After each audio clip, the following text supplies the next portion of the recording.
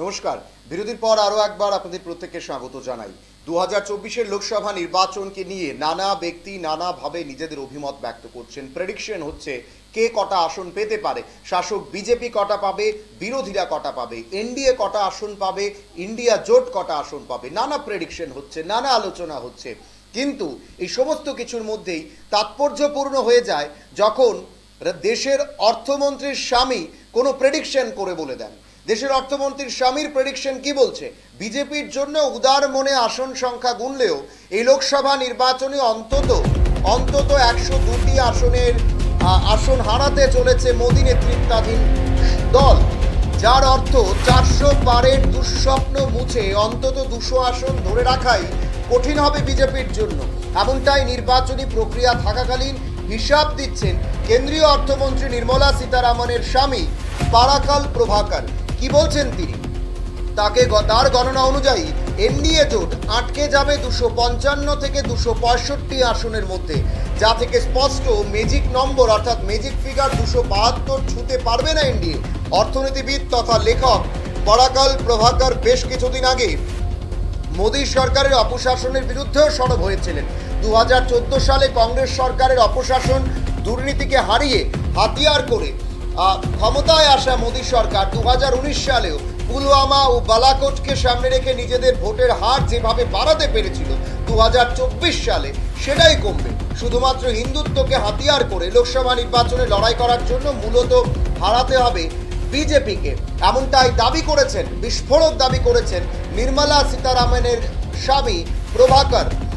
সেই সঙ্গে দেশের বেকারত্ব পরিমাণ ব্যাপক বেড়ে যাওয়া, দ্রব্যমূল্য বৃদ্ধি ও দেশের সামগ্রিক অর্থনৈতিক পরিস্থিতি মোদির জামানায় এতটুকু উন্নতির আশা দেখাতে না পারায় দেশের ক্ষমতা হারাতে চলেছে বিজেপি, এমনটাই ব্যাখ্যা অর্থনীতিবিদ নির্মলা সীতারামনের স্বামী আরেক অর্থনীতিবিদের। প্রভাকরের যুক্তিতে বিজেপির আসন সংখ্যা কমার একটা বড় প্রভাব এনডিএ জোটের উপরও পড়বে। এমনিতেই ছোট দলগুলির সঙ্গে জোটের বিষয়টি ধোঁয়াশার মতো রয়েছে। এমনকি দক্ষিণ ভারতের একটা বড় অংশে এনডিএ জোটের অনেক শরিকি খাতা খুলতে পারবে না বলে দাবি প্রভাকর। সেই কারণে দক্ষিণ ভারতের রাজ্যগুলিতে 50% আসন হারাবে বিজেপি। আবার উত্তর ভারত ও উত্তর পূর্ব ভারত মিলিয়ে 65 থেকে 75 আসন হারাতে চলেছে বিজেপি। গোটা দেশের ক্ষেত্রে সেই সংখ্যা গিয়ে দাঁড়াবে অন্তত 90 থেকে 102 আসন। বিজেপির প্রতি সম্পূর্ণ ভরসা রেখে যে পরিসংখ্যান তিনি দিয়েছেন, সেই সংখ্যা আরো কমতে পারে বলে আশঙ্কা প্রকাশ করেছেন দেশের অর্থমন্ত্রীর স্বামী। একটি সাক্ষাৎকারে রীতিমতো প্রত্যেক রাজ্য ধরে বিজেপির প্রাপ্ত আসন সংখ্যা তুলে ধরে প্রভাকরের ব্যাখ্যা, বিজেপির আসন সংখ্যা 200 থেকে 220-র মধ্যে আটকে যাবে। যে হিসাব তিনি দিয়েছেন সেই তালিকাই রকম।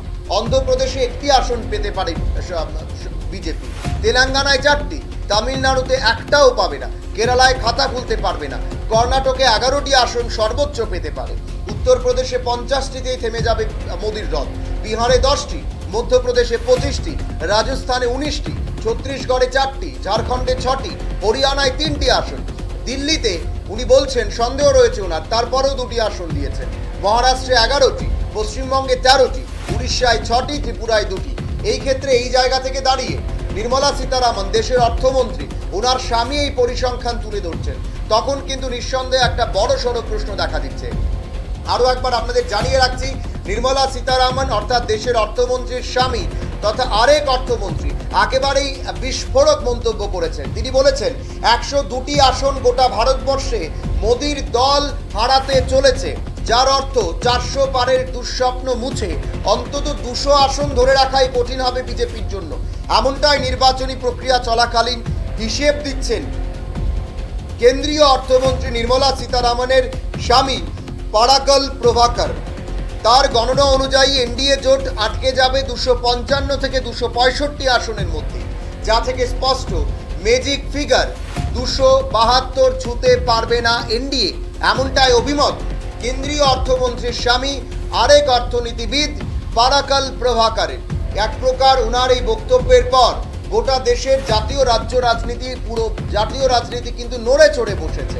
রাজনৈতিক মহলে আলোচনা শুরু হয়েছে, ব্যাখ্যা শুরু হয়ে গেছে যে কি করে দেশের অর্থমন্ত্রী নির্মলা সীতারামনের স্বামী যখন এই কথা বলছেন, তখন অন্যদিকে দেশের প্রধানমন্ত্রী বলছেন 400 পারের কথা।